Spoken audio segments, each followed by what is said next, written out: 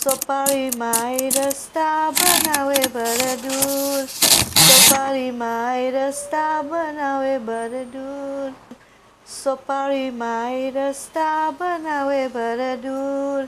Siparee Mai, the star banawe baradur.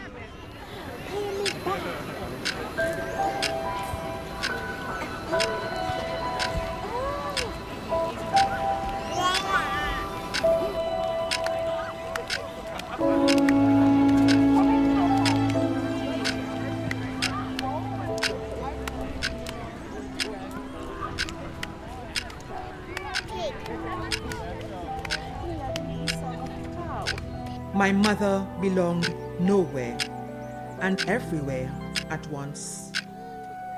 She lived in two worlds, between two traditions, in the past and in the present. She was neither Afro nor Indo-Trinidadian. She was both, Douglas to the bone, and deeply religious with it too. Catholic by faith, Hindu by affiliation. In cosmopolitan Trinidad, in that in-between space which belonged to my mother, she regularly pilgrimaged to the shrine of a black female statue at Siparia Roman Catholic Church in South Trinidad. And it is there that I first learned the stories of two traditions, Catholic and Hindu.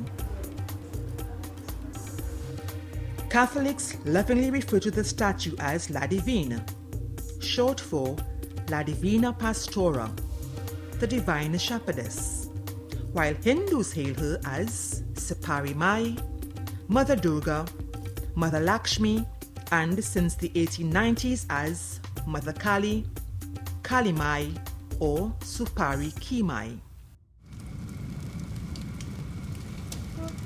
In this sacred space where two diverse religious traditions from two continents meet, one centuries old, the other merely 2,000 years in the making, that statue and the cultural practices that surround her stands poised between Catholics and Hindus, drawing pilgrims from both traditions.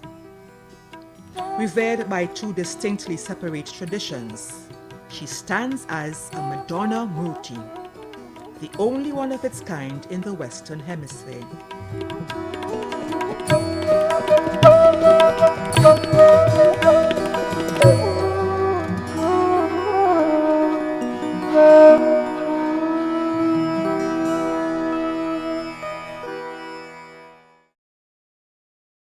This black statue called La Divina Pastora by Catholics is one of more than 400 Black Madonnas in the world. And like our La Divine, the other Black Madonnas also reside in places of pilgrimage and legend. The Black Madonnas in Europe bleed, sweat, walk, and talk. They heal the sick, allow women to bear children, and intercede on behalf of their worshippers. Legends tell of devotees hiding the statues in caves and forests when invaders enter the land, of statues returning to their places of discovery after being moved to a new location, or of them suddenly becoming too heavy to move to a new place. Religious festivals of European Black Madonnas involve carrying them in procession. So, in these ways, the ceremonies, beliefs, and narratives of our Black Madonna mirror her European counterparts in all ways except one. Here alone in the Siparia Roman Catholic Church, pilgrims of radically different religious beliefs seek her out. Catholics, Hindus, Muslims, spiritual Baptists, Buddhists, and other non-Christian groups who over the last 100 years have made of this sacred icon something of a universal mother who transcends barriers of race and religion. I was only a child when my mother introduced me to the statue, who, created from cedar and barely 3 feet high when fully clothed, has attracted pilgrims of many different religions and races. My mother did not know how the statue got to Siparia, but she held me intrigued with origin tales that claim that one Good Friday, a long time ago, a Spanish woman was weeding her dashing garden right where the church now stands, and she accidentally chipped a doll-sized statue hidden in the sand. Blood oozed from the cut, and the woman attended to the wound. But by midday, the statue had changed into a girl, and by evening, the girl was an old woman. Some people say that the statue was found on Quinam Beach, about 12 kilometers south of the town of Siparia. Others say it was found on the banks of the Quinam River, or in the forest that borders the beach and through which the river flows. Even more say that it was found near the Martinique Spring on Erin Road. And at around this time, 10 large muscular men arrived from Venezuela, seeking the statue of the patroness of their village church, which had mysteriously disappeared. These men claimed that they had been told in a dream that the statue had absconded to Siparia, but strong as they were unable to lift the statue to take it back home with them. Still, others insist that the statue was a real woman who would help all who came to her and then return to the forests. But a man once followed her, and when La Divina Pastora saw him, she disappeared, leaving the statue in her place. What we know of in terms of the origin of the statue is not really further more than 1808. The first record speaks of it as coming from Venezuela. A priest who was attached to the Cumana mission in the Orinoco Delta apparently suffered an Amerindian attack. He fled in a canoe to Trinidad, landed at Quinam Beach, and ended up eventually at the mission of Siparia, where he claimed, and we know not how, that the statue saved his life. This is the first record we have of the statue being at the church.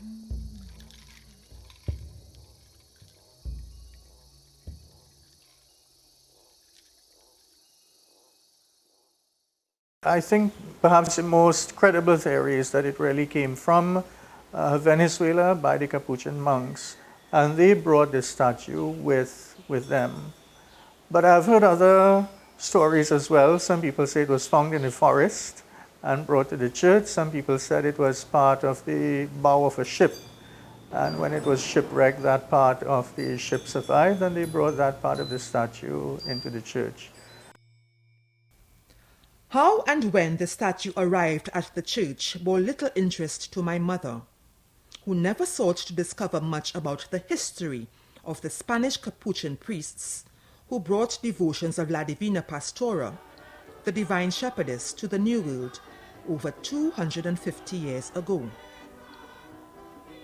But in 1759, when the Capuchins came to Trinidad as evangelists to convert the native peoples, they established a mission in Siparia, dedicated their church there to La Divina Pastora, their patron saint, and they set out to Christianize the Warrahoon Indians, who often traveled down the Orinoco River and pilgrimaged to the San Fernando Hill to their own cultural hero, Haburi.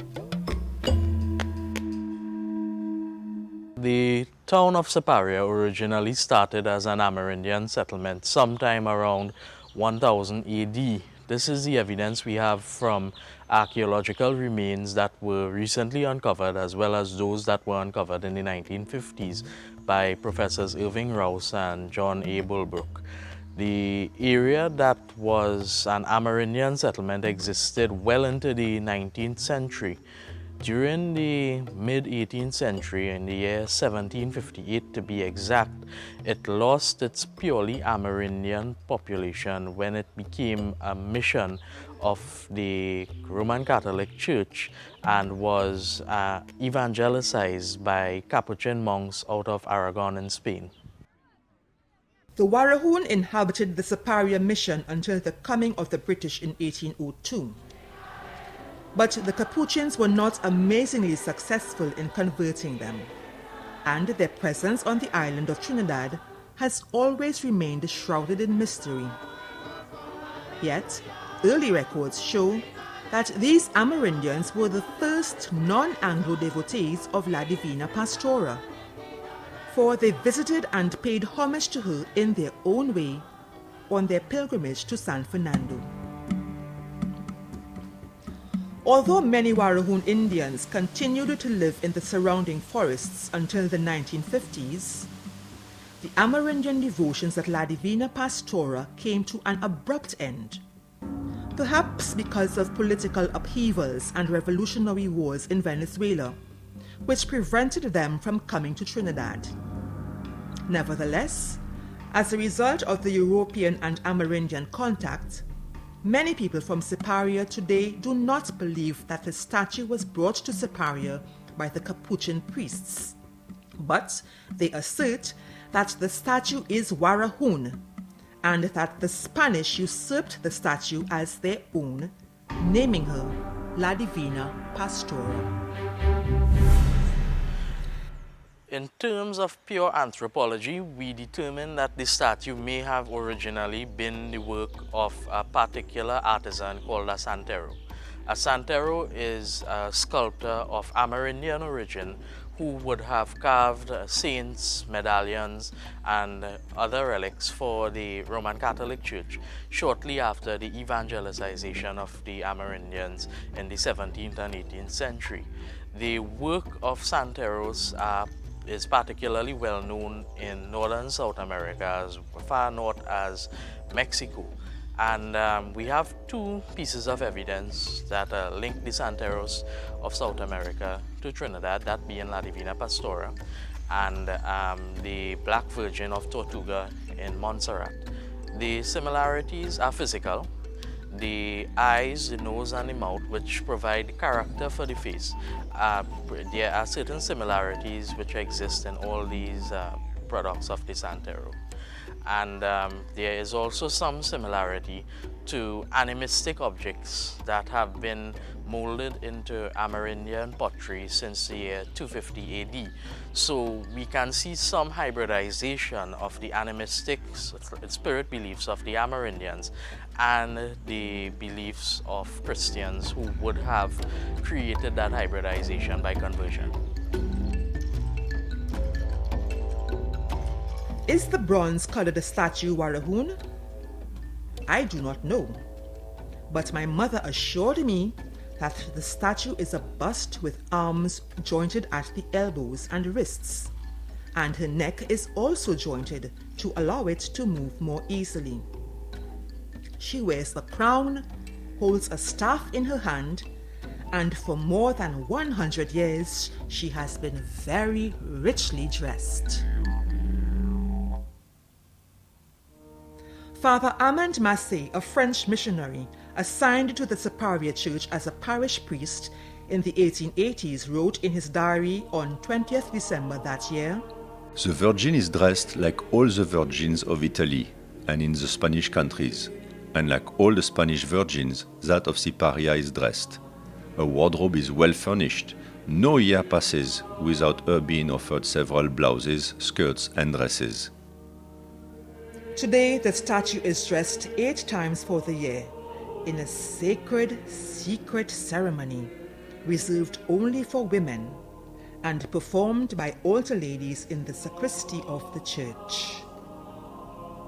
Tradition states that, long ago, only virgins dressed the Madonna, but now only altar ladies do so, those outside the childbearing years.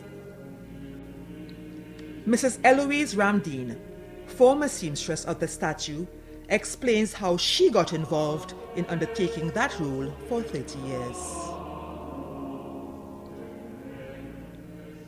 I got involved by sewing for her in the church of my home affair. Myself and my husband, we were separated. And I used to cry a lot and ask God to help me. And I had a dream. I saw a young lady, Indian lady, with a white dress, her hair flat, and a piece of cloth over her shoulder. Come round, and she come on the back step and come up. So I turn and I say, oh God, these people can't hear you doing something. They always come in any time to worry you. Eh? I say, church man, I now come to lie down to rest. I quarreling, in the sleep. I felt when the bed go down. When somebody sit down to the edge of spring bed. So I say, she reach. She say, get up now. I say, oh God, go and come back. She say, girl, I can't come back. I want to show you something. I say, oh God, I know come to lie down to take her. In my sleep, I saying so, In sleep, I talking to her, and I don't know it's like the wind, I say, oh God, I'm tired, you'll go home. She said, well, watch me. I turn this way, and I say, I seen you. She said, you seeing me? I said, yes. She said, you have a dress to sew? I said, yes, but I'm not sewing it now. I come to rest. I'm going to sew it later on. She said, well, I want you to see how to cut the dress. And she really showed me, girl. She sit down on the bed, and she showed me. She said, you see? I said, She do that. So I said, man, how this dress also? So she said, you see what I'm showing? I said, go ahead. Then she sloped the armhole. So she said, you see what I show you? I said, She said, well, get up now. I said, no, give me a chance.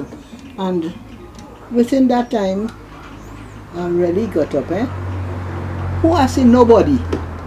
I started to quarrel. I said, what it is? Well, you have me haunted?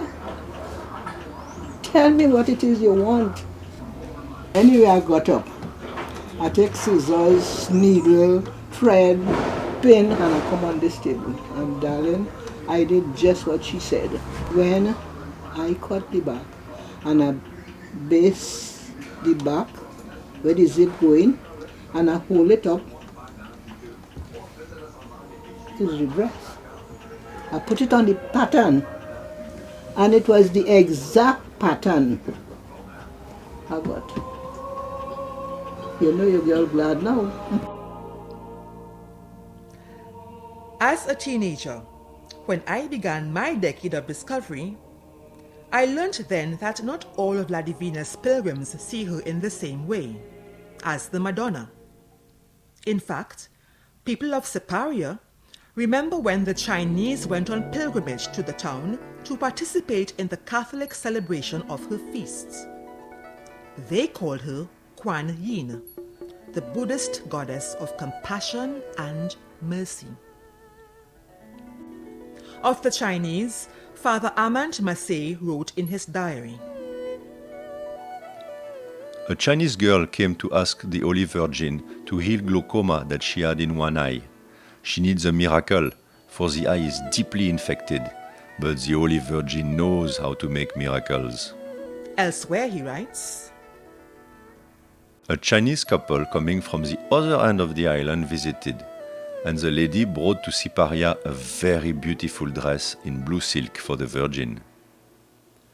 The Chinese, to whatever religion they belong, they have a very great devotion for Our Lady of Siparee, and they are often the benefactors of the church. and indeed they were. For they brought offerings of tapestries, vases, and lamps. And at the turn of the century, La Divina Pastora even sat in an ornate throne donated by the Chinese community. The statue of La Divina Pastora has captured the interest and reverence of pilgrims and artists alike. painter Cliff Burjoux, has tried to capture her elusive image. And my mother often told me about Caribbean writer C.L.R. James's 1927 La Divina Pastora short story, which tells the tale of Anita Perez, a young woman who worked on a cocoa plantation and who longed to marry Sebastian Montano, the owner of a few acres of cocoa and a 4-roomed village mansion. Sebastian regularly visited Anita's family and sent her a greeting card each Christmas, but otherwise their relationship went no further. When her aunt from Siparia visited, Anita told of her troubles. Her aunt knew exactly who could help, La Divina Pastora. So, Anita took a week off from work, journeyed to Siparia, and prayed before the miraculous statue for the love of Sebastian, placing her only treasured possession, a gold necklace, around the statue's neck. Meanwhile, Sebastian, back in the village, lamented Anita's absence. As soon as she arrived home, he admitted how much he missed her. For the first time, Sebastian invited her to the Cocoa House dance. She dressed in her finest clothes, and casting one last look in the mirror, she lamented, "How I wish I had my little gold chain." Anita went to the dance, enjoying herself immensely. Sebastian had wanted to leave earlier, but she insisted upon staying to the end. So their walk home was done in silence. Inside her house, Anita began undressing. Her mother, half asleep, but listening to Anita's account of the dance, suddenly heard only silence. Then a heavy roll. She jumped up, and seeing Anita on the floor, she turned to the little table to get the smelling salts. There in its old place in the cigarette tin lay a little chain of gold.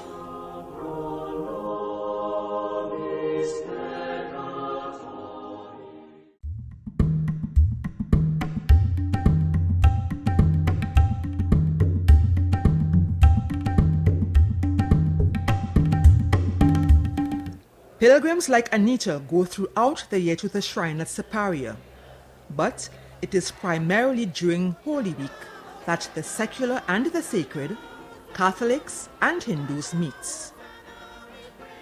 As Catholics focus on the death and resurrection of Christ during the Easter Triduum, beginning on Holy Thursday and including Good Friday, thousands of Hindus pilgrimage to Siparia, hailing the statue as Siparee Mai, Mother Durga, and sometimes Mother Kali.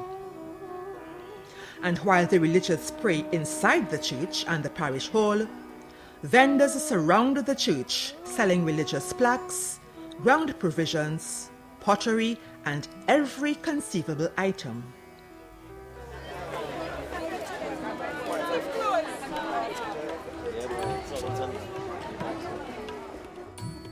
One Holy Thursday, as I celebrated Mass and begged Mary's intercession inside the church, the parish hall and courtyard became filled with thousands of Hindus who, in performing their religious rituals, transformed the church grounds into a Hindu temple.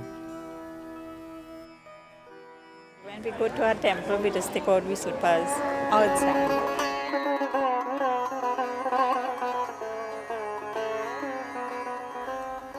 The earliest account of the presence of East Indians in Siparia exists in the 1851 parish record by Father Cornelius O'Hanlon, just 6 years after the start of indentureship. And, according to Father Thomas Haricharan, with the introduction of the railway from north to south in 1912, even more trainloads of East Indians began to arrive.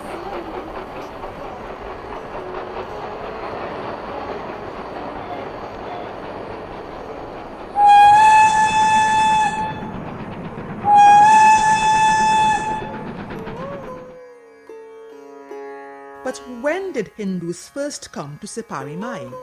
Indians first began paying attention to this saint in Siparia during indentureship in, I believe, somewhere in 1871. They first saw an apparition, it is said, through the oral tradition, and they discovered this saint that was residing there, and they decided to go and pay homage to the saint.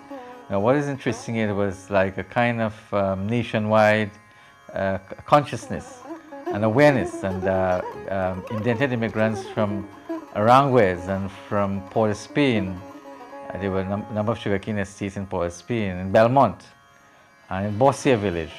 They were leaving and to go to Siparia. Now, it was quite a distance in those days because they didn't have a highway as we have now, and didn't have this kind of pitch or asphalt road as we have now. So they would have taken carts, donkey cart or something like that, horse-drawn buggy and so on, to go all this distance to Siparia during indentureship. Now, they would have absented themselves from as early as Good Holy Thursday.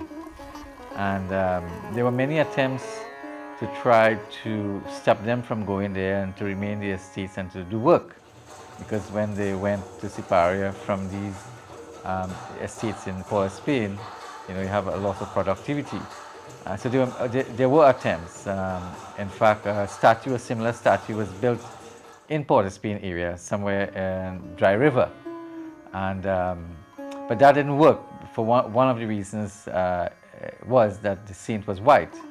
And Hindus identified that saint with Mother Kali, because the saint appeared as Mother Kali, very dark and so on. And if you look at the way the saint is dressed even today, it's just like if she has a sari, very Indian-like, dark brown and whatnot. So they could have identified with that saint, and so they included her in the pantheon of gods. And it was very simple, it was logical, it was a very smooth flow for them to include the saint into the pantheon of gods. Hindu scholar Ravi G contributes to the discussion. If the Siparee Mai Murti was by the time 1870s, the community was already in shape, and therefore within that decade that community had taken shape, and it was active and it was consciously doing things.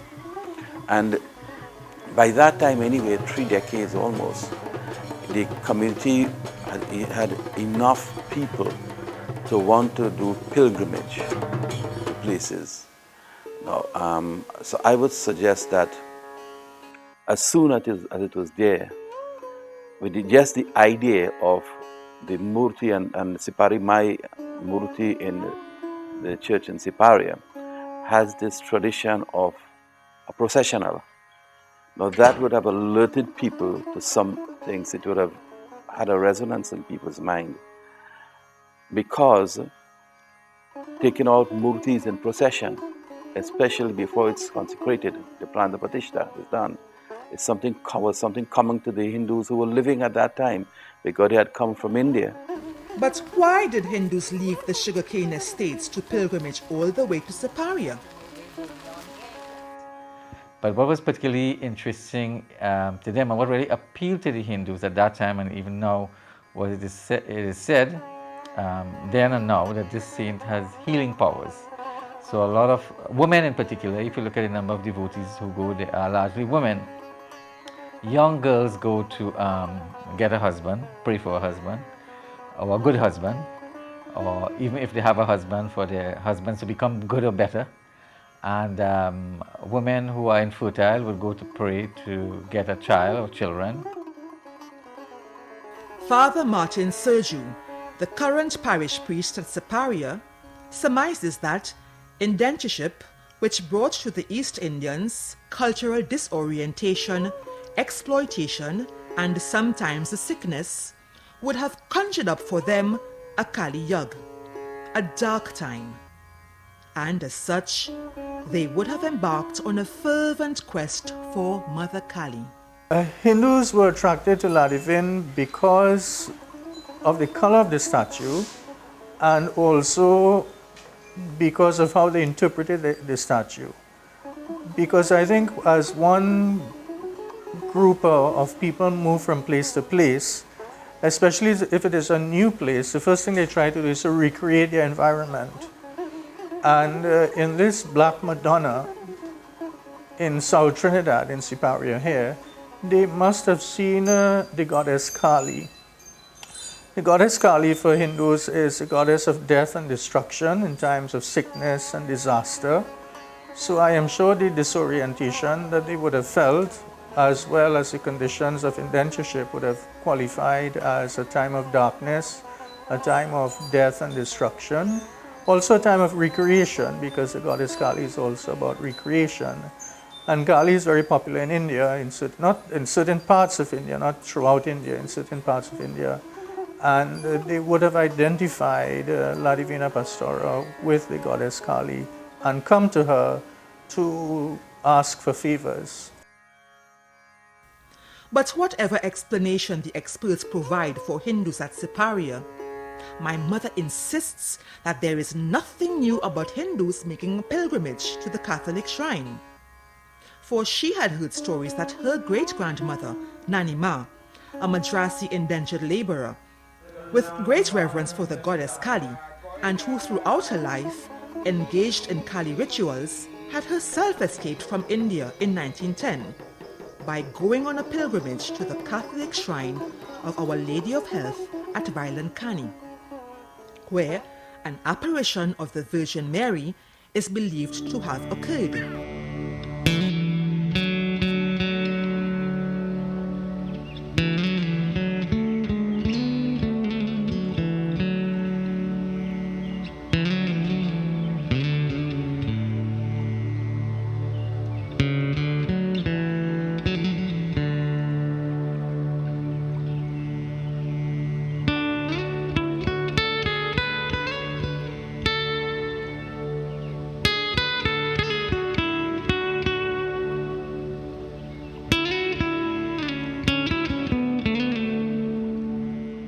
This is Vailankani, a small town on the southeast coast of India, on the shores of the Bay of Bengal.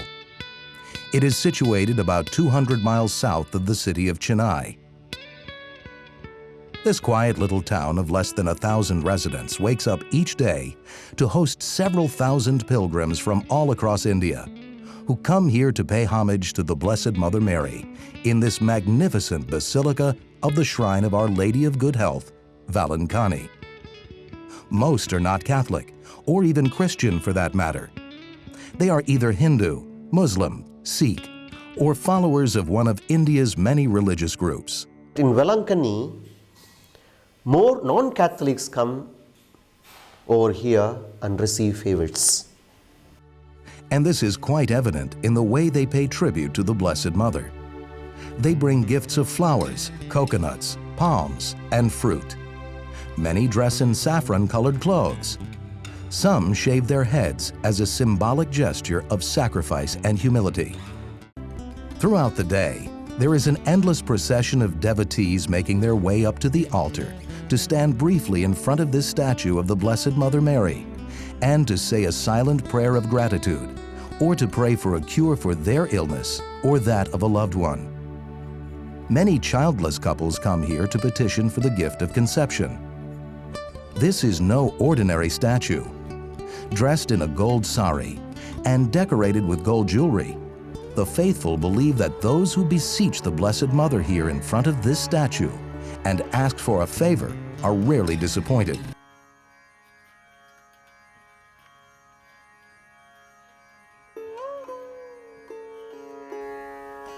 At that shrine, which is visited daily by pilgrims of all castes and creeds, Nani Ma abandoned her fellow pilgrims and brutal in-laws and made her way to the Madras port, where she had embarked on a ship for Trinidad.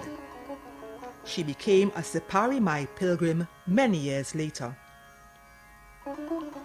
Siparee Mai devotee Muna Nanan, who has pilgrimaged to Siparia every Good Friday for the last 46 years, recalls her first pilgrimage there when she was 14. All I can remember when I was small, when I look out by the road, I see the people and them singing and dancing. And I look out, all I could remember, they were singing, Siparee Mai the star banawe baradur, Siparee Mai the star banawe baradur. So I asked my parents that, what is this? They're saying Siparee Mai the star banawe baradur.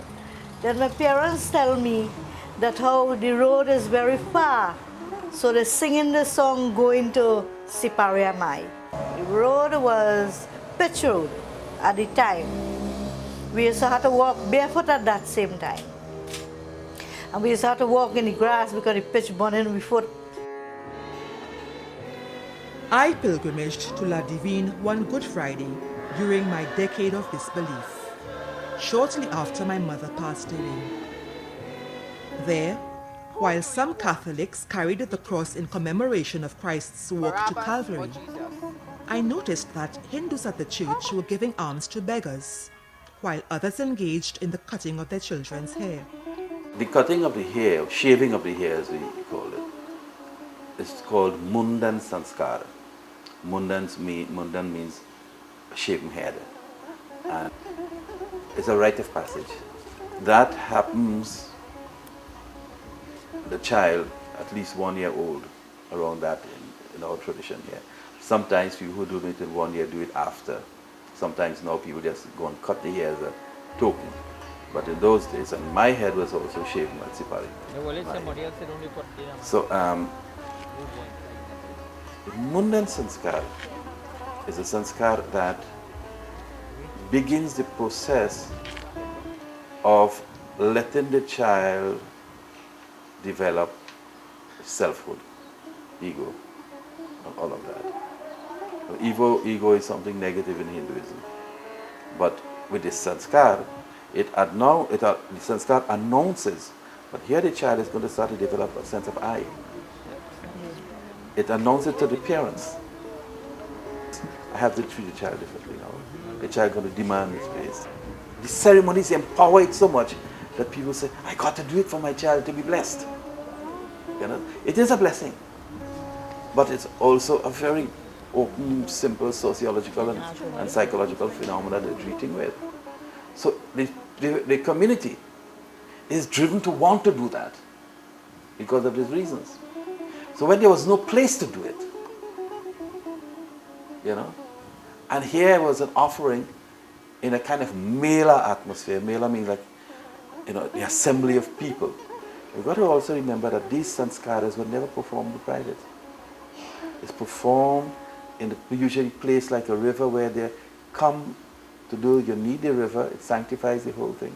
So that the people would have found this a great place to practice that tradition.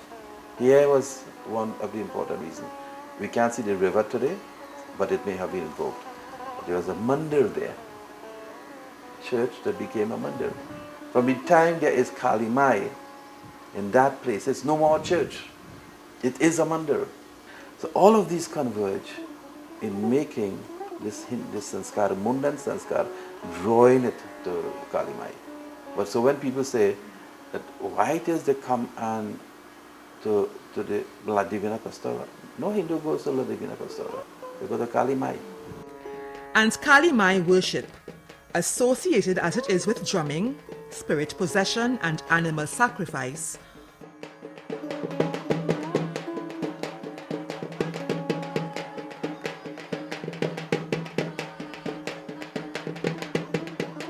all this caused the Catholic priest Father Amand Massey some concern.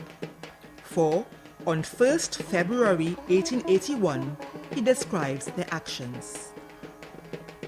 Quite often, the coolies come with cocks or goats and kill them in front of the chapel. They truly give the Blessed Virgin an idolatrous worship. In the past, East Indians offered animals to Siparee Mai. Today, they often make offerings of gold of all types and shapes. Sometimes the jewelry comes in the shape of parts of the body.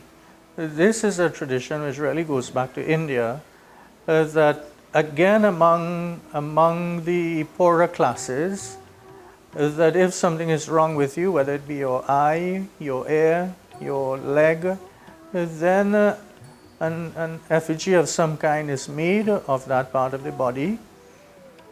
Here it's usually made in gold or silver, but it can also be made out of clay for those who are poor and could afford nothing more. So here I have seen pieces of gold and silver in the shape of eyes, in the shape of feet, in the shape of a little girl or a little boy, so most likely the person wants a son or a daughter.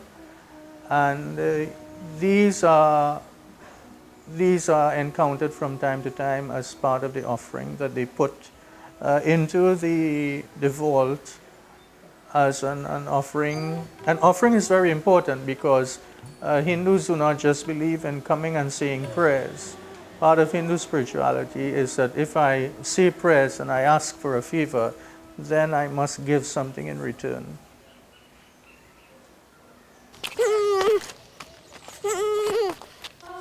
Children are of central concern to pilgrims coming to Siparia. If I had to say what were the most common prayer requests, I would say prayer for the well-being of children and prayer to be able to have children as part of that general request. So they are, well, this is a shrine dedicated to a mother, whether it's the mother of Jesus or Siparee Mai. So perhaps it's to be expected that the intentions are very maternal. So they have to do with being able to conceive, and then after conception, keeping the children healthy, protecting the young from danger, releasing them from bad company, helping them to focus on their exams.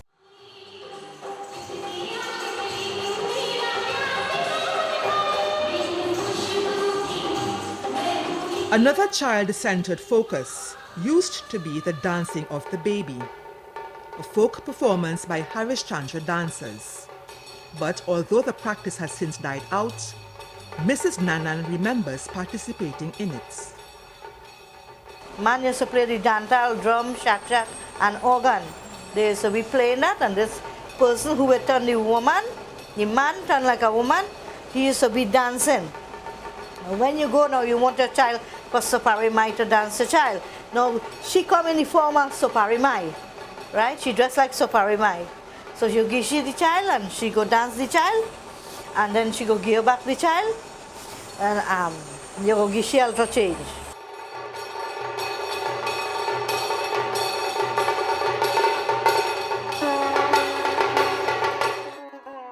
Puja, or the offering of prayers, is of central concern to the Hindu religious community at Siparia on Good Friday, and the jarring of devotees is also often conducted. There's another phenomena which is, or other practice which has come about in recent years, and that is the presence of a priest, again a priest belonging to the Kali Mai sect, and I have seen him myself. He sits there on a bench or a chair on a table, and he has flowers and a lota and terrier, brass cup and plate and so on, and he has a picture of a deity, most likely Mother Kali. Very old man, dark skin, and he sits in almost in the middle of the courtyard, or perhaps towards one end, and people would come and make offerings to him in cash or kind, bring flowers and grains of rice and so on. He would bless them and pray for them to have a long life and health and prosperity. Jasa Munilal, who has been performing this function, a duty he took up from his late father, explains its history. My father first invented this, and he was a revered dancer through his friends. Long time at Siparee Mai was muddy, and the people used to bring sand and drop in it, spread on the ground for the dancers and them to dance. And they used to throw money, like 5 cents, 10 cents, 25 cents, $1. And you have to scramble that fast. And you can't scramble that fast, that money cover up. And when his friends passed away one by one, he took up this idea on his own. And he said, son, come over with me Good Friday to help him stir the table and the small stool. And I used to go and he used to set it up, and I used to actually see exactly what he was doing. And when my father gets sick, then he says, son, every year for Good Friday, you make up your mind and your duty and go and perform your duty to Siparee Mai in Siparia. And I went to Siparee Mai and I tried something to do for the community. What we do on a Good Friday is worship Mother Durga.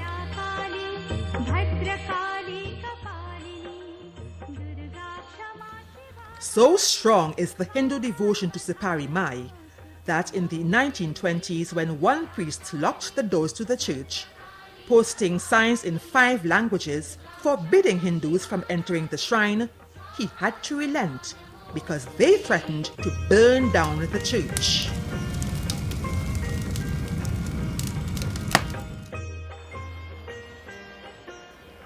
Of course, not all Hindus believe in Siparee Mai. After indentureship, when religious organization began to emerge and Hinduism in Trinidad became divided into specific sects, the Sanatan Dharma Mahasabha became the largest traditional orthodox form of Hinduism on the island. Leaders of this Sanatan Dharma organization consider the worship of Siparee Mai heresy. Yet, despite the Sanatan Dharma's sanctions, many Hindus still persist in this popular belief.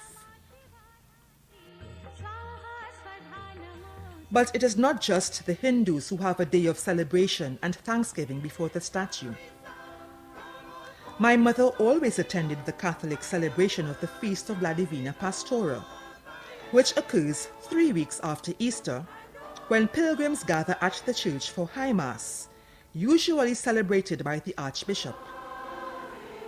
She joined with other pilgrims as they followed the statue through the streets in a procession, singing Marian hymns and reciting the Rosary before returning to church for the benediction.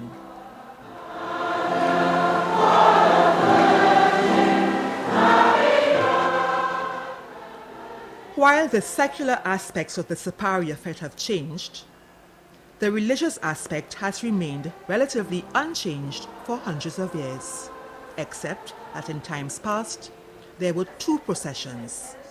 One where the men followed the Holy Eucharist, while the women followed the statue of La Divina Pastora before they converged at a point. Father Massey says of the 1880 procession, Pilgrims of all nations, of all languages, and of all religions follow one another to the feet of La Divina Pastora. On each side, the one to the other, were at the same time French, English, Spanish, Portuguese, Chinese, Indian, some of them Catholics, some Protestants, several pagans. They all have complete faith in the strength and the goodness of the Divina Pastora, who will reward them of the confidence and of the love that they profess to her. Today, even with our colonial history of European conquest, Amerindian genocide, African slavery, Chinese immigration, and East Indian indentureship, the religious processions at our national shrine at La Divina Pastora continue, and pilgrims of every race, nation, and religion still proclaim miracles of healing, restoration, conversion. There are many stories unraveling here at this sacred space in Siparia, and these are not just stories of priests and pundits, pujaris and pilgrims, for neither Catholics nor Hindus hold any monopoly on the stories that unravel here. The Amerindians, the Chinese, the Europeans, they too have a story hidden in Siparia, in this city of sand. And where all these stories intersect, there is a true Caribbean story around that black statue.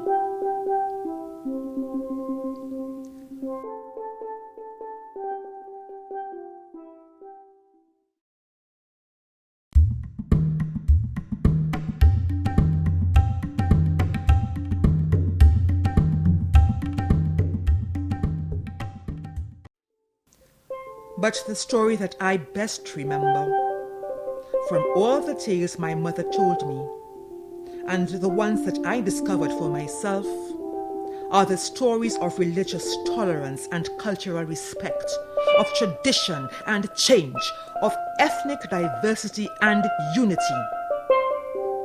These are the stories I will tell my daughter, who unveiled the screen of my infertility, conceived as she was, by tears that I wept before La Divina Pastora on that Good Friday when I first met Siparee Mai.